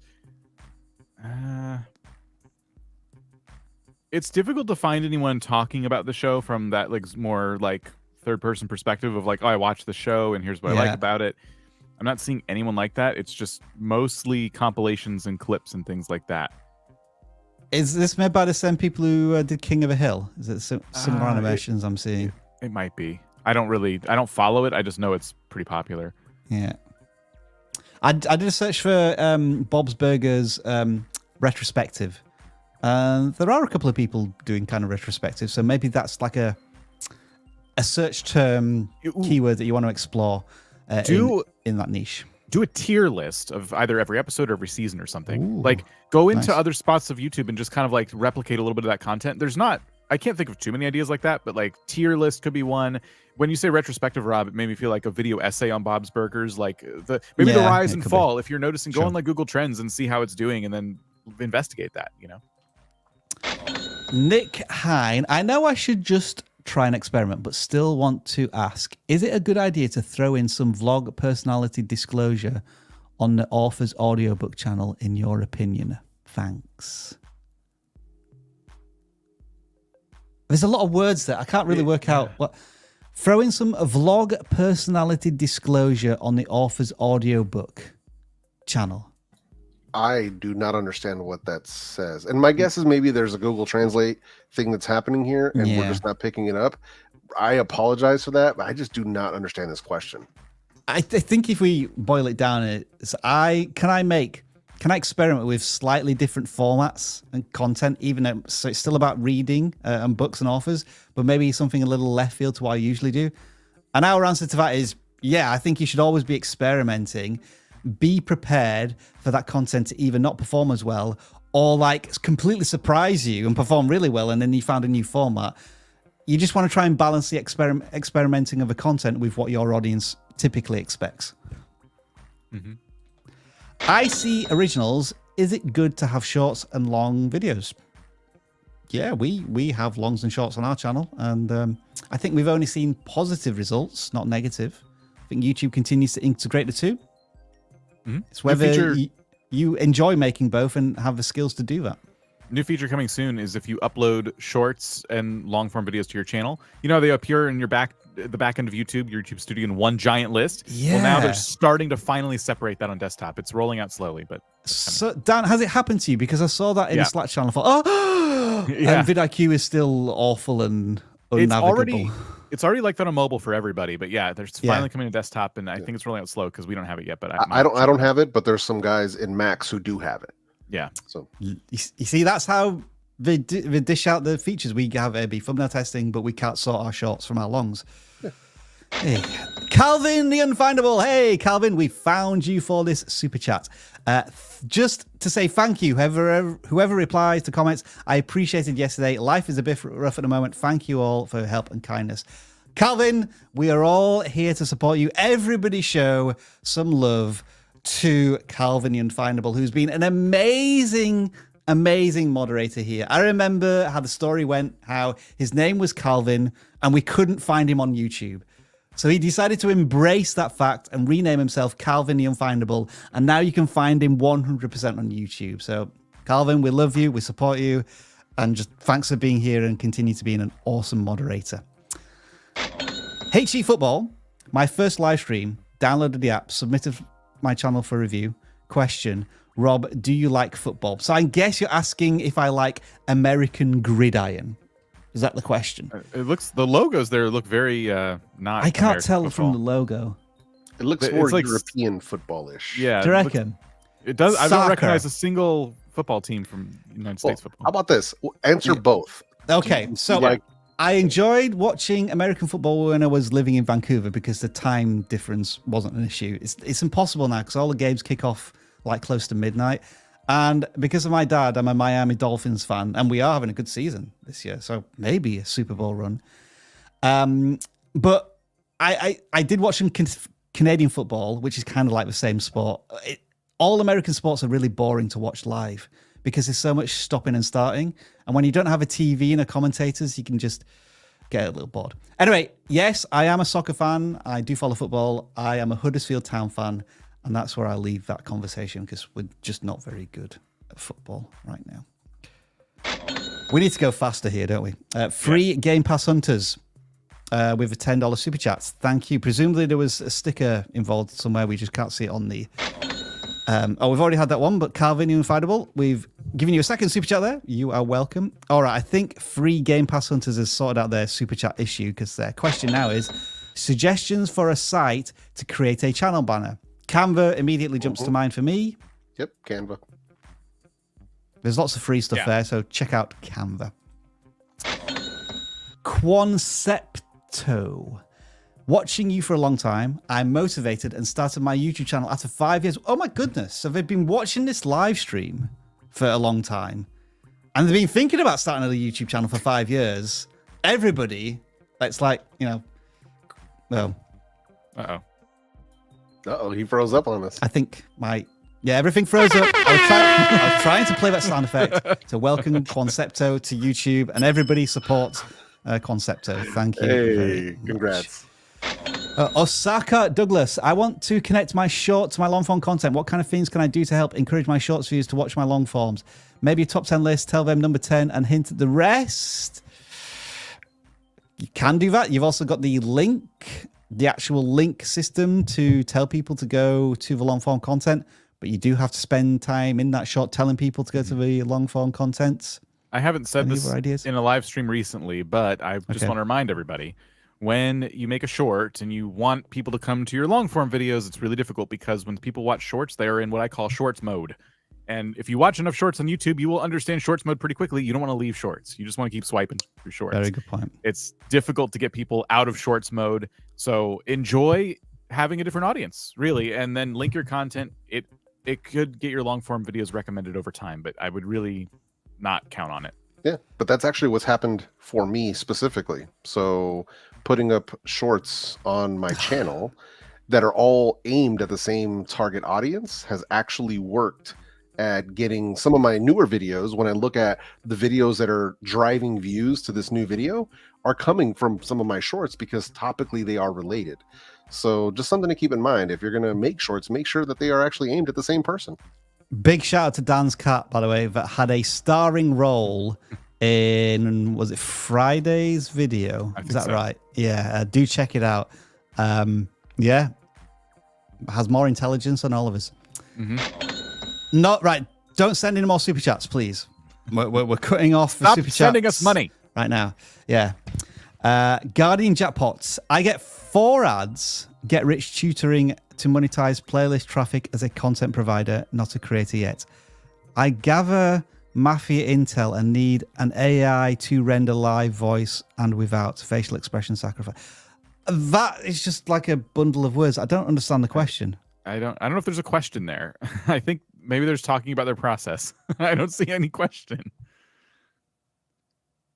Yeah, I'm puzzled. I'm lost. But good job. Good job. Sounds complicated. So good luck. Yeah. Sir, I'm 36-year-old man from India. I was playing PUBG Mobile, BGMI for 5 years. My gameplay and content also good, I think, but I still only get 300 subs. Can look at on it, sir, but I never give up. So this may be the classic case of you think you're making good content, but does your audience agree with that? And the data and the comments and the distribution of your content should be telling you the truth. So let's try and be objective. Let's step away from your content, compare it to other creators of PUBG, and do you think your content compares well? I think there's if you've been doing this for 5 years and you have 300 subs, there may be some creative questions and challenges that you need to tackle going forward. J-Rock, what's your opinion on talking head intros to start off a long form video like a playthrough let's play video? Keep it short. Yeah, I always like to say, like, well, I would like to see some gameplay when I click on your video. However, I've seen a lot of channels pop up where it's a talking head, but they're talking about the game. Make sure you're talking about the game. Make sure the click is paying off. That's the biggest thing. Because if you're just kind of like saying, oh, I'm J-Rock, welcome back. On this channel, we do this, this, and this. If you're doing that classic intro where nothing happens for a long time, people might feel like, well, they're never going to get to the point. So that's the biggest thing. How's this as a value proposition from Elementatili NJ? Let me try and pronounce that again. Elementatili. I think I said that right. I play games with a piano as a controller. It is a small, unique niche, but doesn't seem to get a lot of traction. Any advice on how to grow and expand a niche like this? Is there an audience for watching people play video games with a piano? I never thought I'd ask that question on a live stream. There is an audience for challenge content, certainly. So I would tell you, you need to pitch this content in a way, and I don't know how to do this for you, but you need to pitch this content in a way where people understand that you're doing a challenge. And I know that sounds a little bit annoying. Like, well, how do I do that? Like, but think about it this way. The games, I just pulled it up in the background. The games you're playing, like Super Mario Wonder, things like that. Like, there is no piano controller. I don't think Nintendo makes one, right? Like, this is a custom job. So there's already a disconnect, right off the bat. That doesn't exist in this world, right? So you have to be more like, I don't know, upfront with this challenge that you're doing. And it's really difficult to give you an example because it's so unique. But I think it's cool. I think it could work. You just have to work on packaging somehow. So I just did a search for, I completed Mario Wonder using a piano. I think it's just people playing the tunes to Mario Wonder on a piano. So YouTube may be struggling to understand the content. Possibly. I could say this channel needs to work on their thumbnails when they do include the piano. Okay. And one thing you could do is imagine this way. Take a picture of a piano keyboard from the top down and then point at different keys, random ones. A button, start, L, R, you know what I mean? Make it clear to the audience right off the bat looking at the thumbnail, oh, the piano's the controller. You know what I mean? That's one idea. I'm just trying to help you with your thumbnail alone communicate a very, very clear message. So someone scrolling goes, that sounds really hard, and they click. John Fibonacci, no question. Just wanted to say thank you guys for everything you do. I've been using vidIQ most of this year and has been a great help. Much appreciated. Great to hear, John. And okay, although I want to respect this person and try and pronounce their name right. So here is my attempt. Ololuwa Ogunwa. I wanted to start a kids animation channel. Tips. I would first look at other kids animation channels. What do you like about them? What do you not like about them? it's going to come down to like target audience is a big question, you know, like target audience is obviously children, but like what, you know, demographics, all this stuff kind of plays a role. It's, again, it's hard to answer because it's like a really broad, big question. It is rare for us to audit kids animations channels, isn't it? And the audience is very different from us. As you say, Dan, I think what kids like is just repetition. Color, lights, music in kind of a repetitive,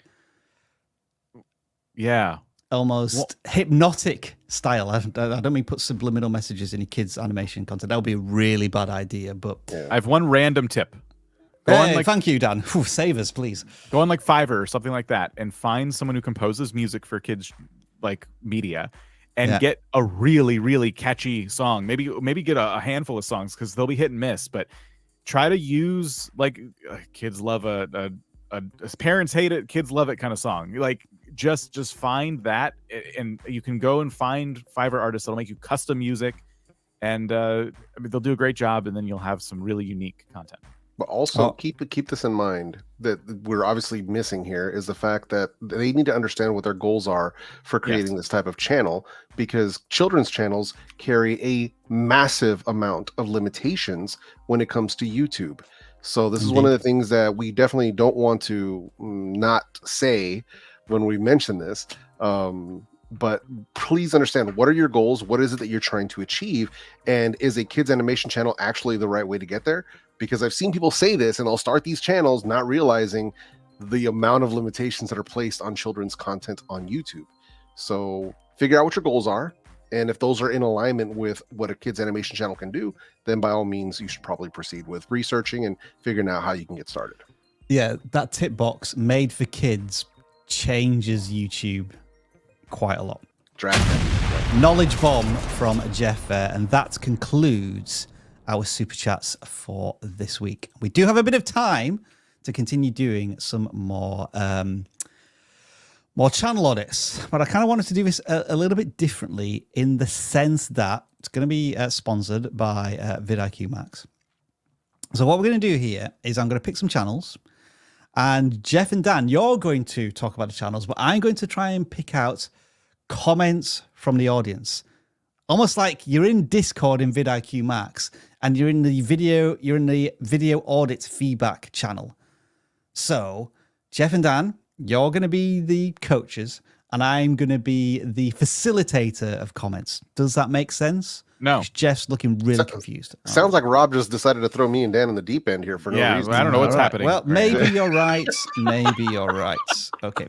588 and 552, because I'm going to reset the sheets as well, the forms. All right, so let's bring the CLAAAW back on stage. Rob said, what can we do here to throw these guys off? How can I take a break from live streaming?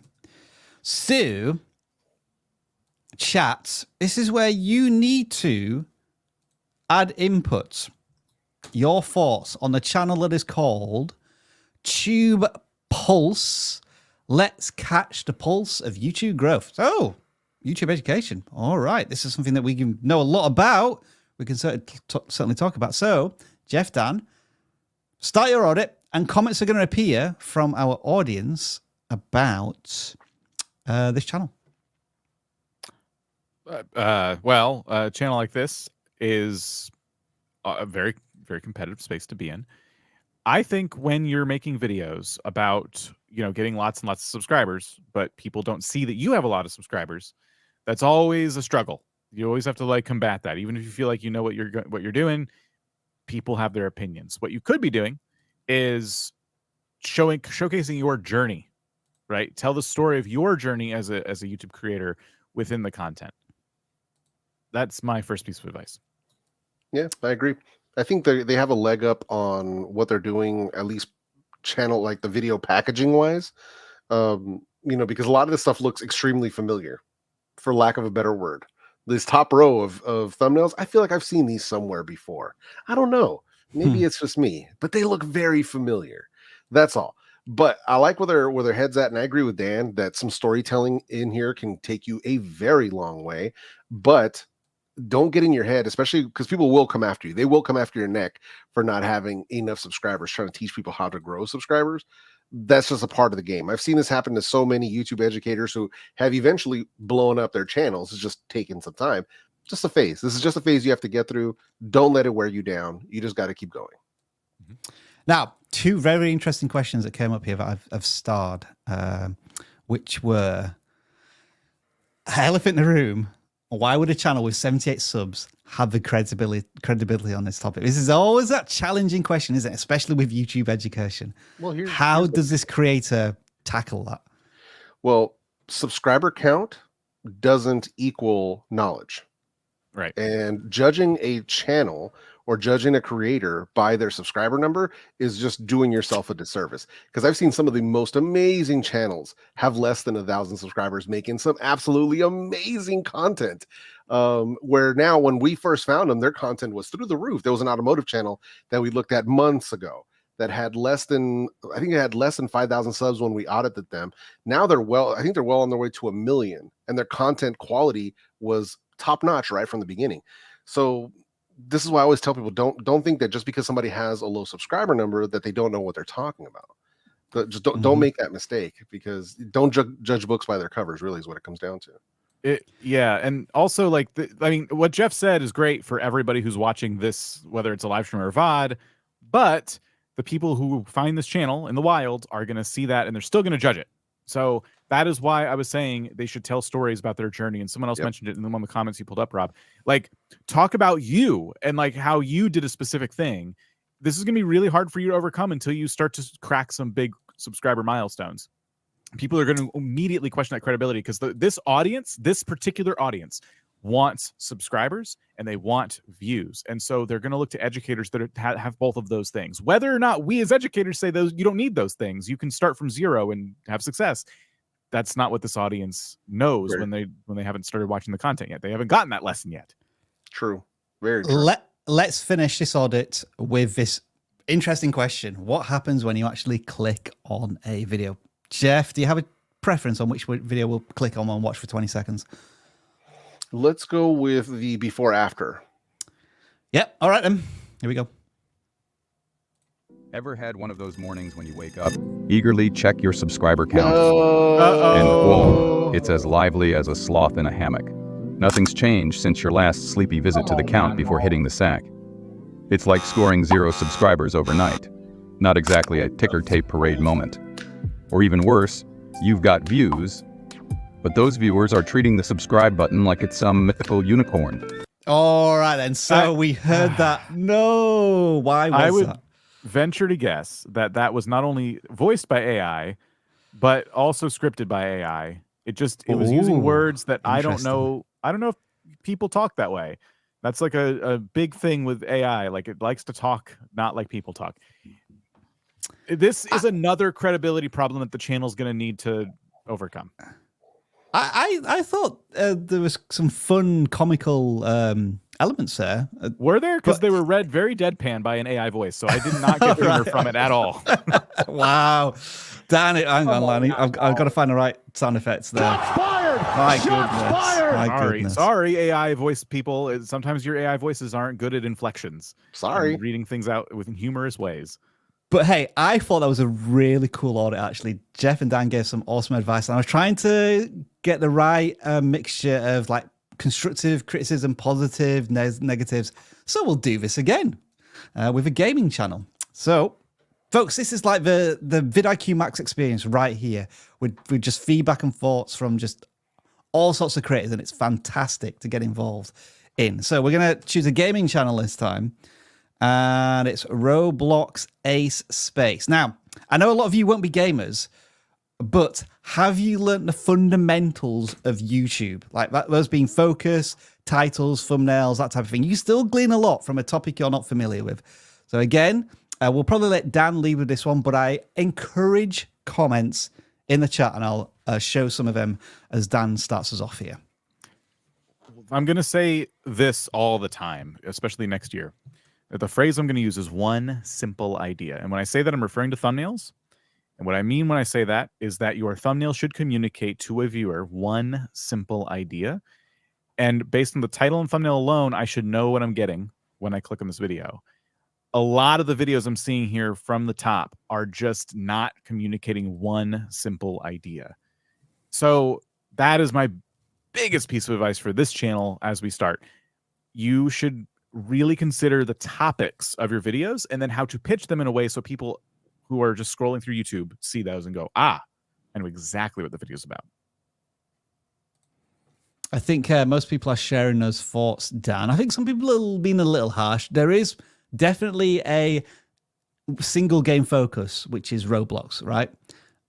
But they can certainly go down that niche further. Like most creators we audit of successful Roblox channels have a particular mod in mind, don't they? And I'm not seeing this too much here. There is one outlier with 500 views there. Just seeing if there's any more comments, if anybody wants to add anything while I go. I mean, I'm pretty much in agreement with what Dan said here. So it just, I don't know. Yeah, I'm thinking more for myself is that I'm just not the right target audience for this content, but that might be what's going on there. Okay. So I think a lot of the thoughts were very similar in that the thumbnails need improvement and they need to be better communicated. So RobloxAceSpace, that is your feedback. I'll just check on most popular in case there's anything outlying there. No, nothing outlying there. The cool thing is, though, there's some amazing Roblox content creators on YouTube. Yeah. So there is so much that you can glean of what they're doing right in their thumbnails and their titling, in their video structure. Like the way that they're telling stories or challenges or that sort of stuff, that you can get so many ideas because there's so many amazing creators in that space. Okay, this is going to be an interesting channel. Dealing with Dalton, sneakers and reselling. They have 50,000 subscribers. So on the face of it, their channel has 3 years credibility. So again, I want to start with you first this time, Jeff. We'll move over to Dan and I'll find some constructive comments about this channel. There we go. Sorry, hang on. I had to get myself back into the right screen space here. All right, so let's see here. All right. 13 vlogs, how to, new videos weekly. Okay. Dalton, thanks for stopping by. Okay. Do me a favor. Let's click on that about because I'm trying to get an idea of what it is exactly. I guess they're just reselling, right? That's the most part. Yeah, full-time reseller. Cool. Specializing in shoes. Okay. All right, perfect. Yeah, it seems like they got that value prop dialed in pretty well too. Actually, I like the packaging of how they're doing some of these videos. Like their latest video right now from the which store is more profitable, thrift versus retail, and they've got Goodwill and Ross kind of behind them. I think the only thing I would have done here differently on this thumbnail was I would have added some sort of separation between myself and the backdrop because he's wearing a white shirt and the two walls behind him are very bright as well. So maybe a bit of added contrast there. I don't know if a stroke around him and the shoes would have helped, but something to kind of add a little bit of separation. But overall, I like where he's going because it's very Versus-ish, which I like. Let's see here. Telling the stories, a week in the life of a full-time reseller. It's an hour and 51 minutes. Interesting. And still did fairly well, but that's pretty interesting. I like where they're going because this is telling me that they're putting some storytelling elements into what they're doing and not just doing the minutia of, you know, buying and reselling and that sort of stuff. I thought this comment was really interesting, like not seeing a lot of sneakers, to be honest. And it's a very simple comment. But if you look at the thumbnails, you know that this is where A/B thumbnail testing could be really useful for this channel. Like, am I okay to hold back the sneaker, even though I'm like a sneaker reselling channel? I want to ask, can we scroll down a little bit to find day one of the series that they're kind of doing here and there? That's okay, right. Yes. There's day two. Where is day one? I just want to know what the challenge is. They're obviously doing something. They're documenting, chronicling something over a period of time. If you scroll down one more row of videos, maybe. Yeah, okay. Yeah, still don't see it. What I was going to say is, like, what is the significance of the days? And, like, I think when you do a chronological challenge of some kind where you're saying, okay, day one, day two, day three, that should be clear in, like, the title of every video, which is a different bit of advice we would normally give. But if it's what I think it is, there's a lot of channels that do this where they're like, I'm going to do something over a period of time. Ryan Trahan, you know, crossed the country in 30 days. And so he made sure that even if you saw day 20 and that was your first exposure to the series, you still got the idea of what he was doing, because the titles were basically always the same thing. And then the thumbnails are what changed and kind of talked about what was going to happen in that video. So if you're doing a challenge like that, I would encourage you to go back and maybe tweak the titles and the thumbnails, especially the titles, so that if I'm seeing day 4 and I haven't seen any of the other series, I still know, oh, wow, they're on day 4 of a 30-day challenge or whatever it might be. Good question here from Good Things for Good People. Let's find out. I would say no, there's no big outliers. In fact, okay, so 50,000 subscribers, most views, 60,000. Is it a short that's gone viral? Because we haven't looked at shorts yet. Yeah. Okay. Interesting. Nice job on shorts. They're of the same topic. Yeah.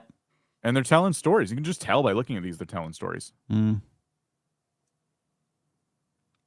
So they have multiple angles for the channel here. Like the long form content is doing fine in terms of performance, like thousands of views. But it's certainly the shorts that brought in the majority of the subscribers. But that's not a bad thing, because they're staying on focus and topic on both sides of a format divide. Yeah. The only downside is that their top short was about PlayStation and not shoes. That's the only downside I see. But aside from that, the rest of the shorts that have done fairly well are actually about shoes. So they've got multiple ones in millions that are about, you know, they've got the rare Jordans, they got the Yeezys. So yeah. So overall, aside from that one outlier, it seems like the rest of their strategy is still working pretty well. They're still aiming at the same reseller or shoe collector audience. Indeed, indeed. All right then. Do we have time for one more? Do you think we should do one more, since we were a little late to this party today? Up to you. I'm going to say yes. Okay. 2, 4, 5. So let's hope this is a really good gaming channel. A really good gaming channel for us to sink our teeth into. Called DrawCraft. They're approaching 500 subscribers. Again, Dan and Jeff will be your lead coaches, but do please contribute to what we're talking about in the chat. Take it away, Dan. I always wonder if your browser is translating titles or if they're doing English titles but not speaking in English, because when we saw that clip on the home page, that wasn't done in English. Shall I just play one for a second? Yeah. Okay,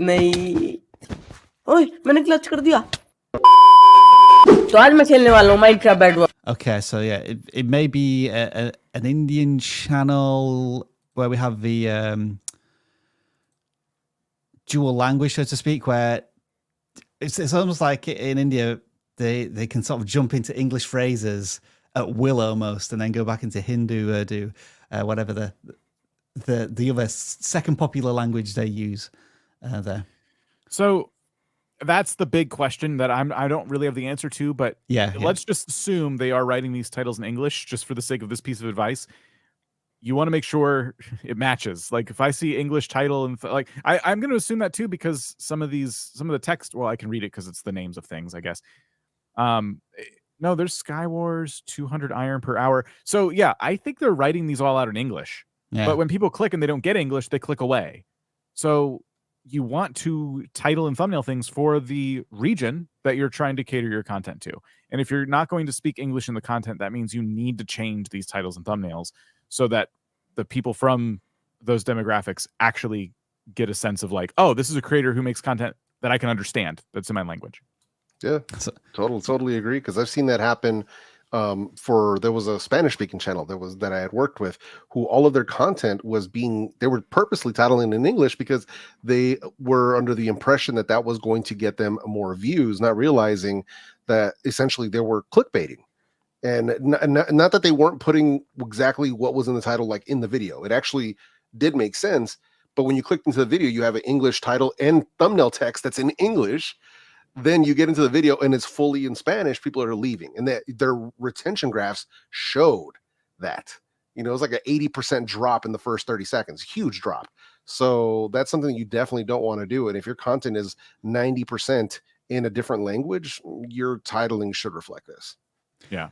Somebody mentioned that the thumbnails were very yellow, but I kind of agree with this comment in that it adds to the branding. Like the yellow pops out. I haven't seen a strong gold yellow Minecraft character before, so I think it looks pretty good, especially since they've added like detail, like shadows and stuff. It looks cool. Yeah, I think the thumbnails aren't awful. It's just again, they look good, I think, in terms of design. It's just I don't know what message they're always communicating, and that's another, again, one simple message.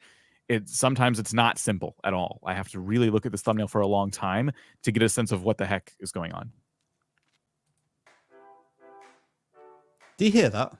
That's the outro music to what has been a fantastic live stream. I just thought up of this idea at the last minute, like having a live stream audience involvement in the audits. And it was brilliant. And Dan, you can do that back to me. You can do that to me next week if you say, you know what, I don't want to audit any channels. Let Rob or Jeff, if he's here, audit the channels, and I'll just click on comments. But Rob, let's play a game. You're going to audit the... Cheers. Thanks. Yeah. For some reason, my StreamYards is like a 5-second delay, so this is like really discombobulating what's happening, but cool. That section, by the way, was sponsored by vidIQ Max, which is, you kind of got like a mini experience of it there, Jeff, and just obviously the conversation is a lot more focused and like clear. There was a lot of many messages coming out there, but like what you experienced there in the last 10 minutes is kind of like vidIQ Max, but in a more focused way, right? Yeah, exactly. I mean, once you're in Max in the Discord, it's obviously going to be a different experience. There's going to be more people that are active at any particular time. So, and you can ask, for feedback specifically about your thumbnails or your videos or your video titles or, analytics. So if you have any specific questions, we can definitely get answers for that stuff specifically, far more than you can get, obviously, and sadly, in the chat of a live stream. But, link is in the description. Promo code down below. Join vidIQ Max today. Dan, any final words from you? We've got cat stuff going on back here. So he's got cat stuff going on. Jeff, any final words from you? Bruh. Shout out your goodbyes in the chat. They will appear on screen now as we lead you out. See you next week.